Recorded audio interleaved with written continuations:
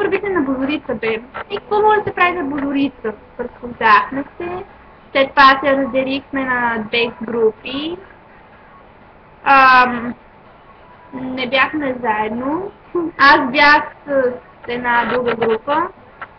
Даже аз бяхме само два класа и бях с другия клас, даже повечето момчета бяха там и с едно-две момичета от моя клас. Катерихме се, намерихме някакви стари вили, чупихме гардероби, хвърлихме стекла. Абе, пълна лудница. Вие какво правихте? Ние пихме кафе, снимахме се. Той ние какво?